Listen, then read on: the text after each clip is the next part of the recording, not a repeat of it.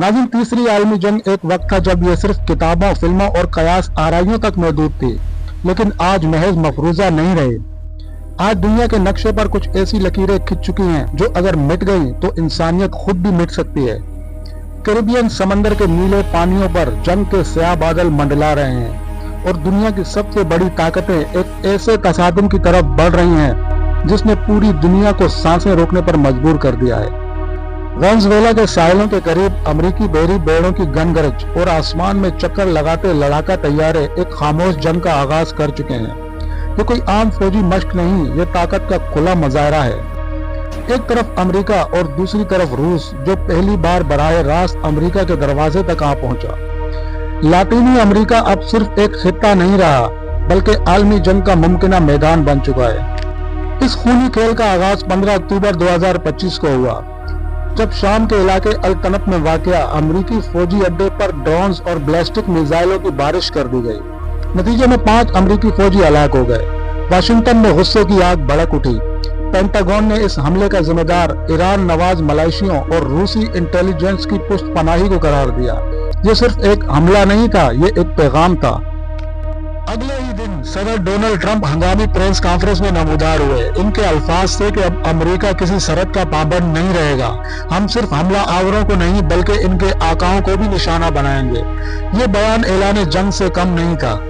10 से 12 नवंबर 2025 के दरमियान एक ऐसा कदम उठाया गया जिसका रूस ने कभी तस्वुर भी नहीं किया था। अमेरिकी साख्ता ATACMS मिसाइल रूसी सरहद उबूर कर गए। बेलगोरोड और कोर्सक के फौजी मराकज राख का ढेर बन गए। ये पहला मौका था जब अमेरिकी टेक्नोलॉजी बराह रास्त रूसी सरजमीन पर गिरी। प्लूटन ने साफ साफ कह दिया कि अब रूस को हक हासिल है कि वो दुनिया में कहीं भी अमेरिकी मुफादात को निशाना बनाए। दिसंबर के पहले हफ्ते में दुनिया की सांसें रुक गई। रूस ने खामोशी से अपने हाइपरसोनिक मिसाइल और S-500 दिफाई निजाम वेनेजुएला मुंतकिल कर दिए। जब अमेरिकी सैटेलाइट ने यह मंजर देखा तो वाशिंगटन में खलबली मच गई। ये मिसाइल न्यूयॉर्क और वाशिंगटन DC से सिर्फ चंद सौ मील के फासले पर थे।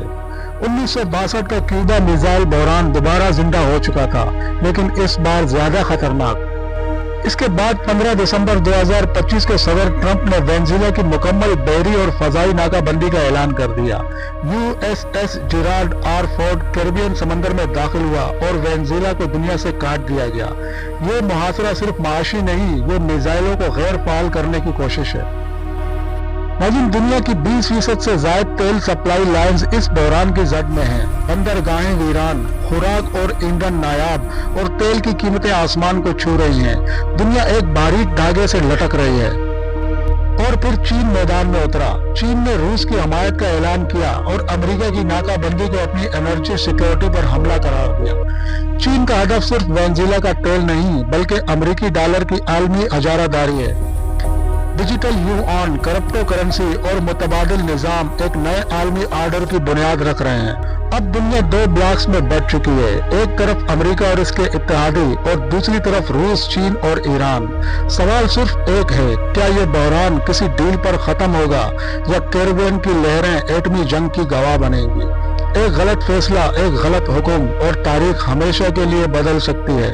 नाज़रीन, ये है वो दुनिया जिसमें आज हम जिंदा है, जहां जंग सिर्फ महाज पर नहीं बल्कि समंदरों, मईशत और डिजिटल करेंसियों में भी लड़ी जा रही है।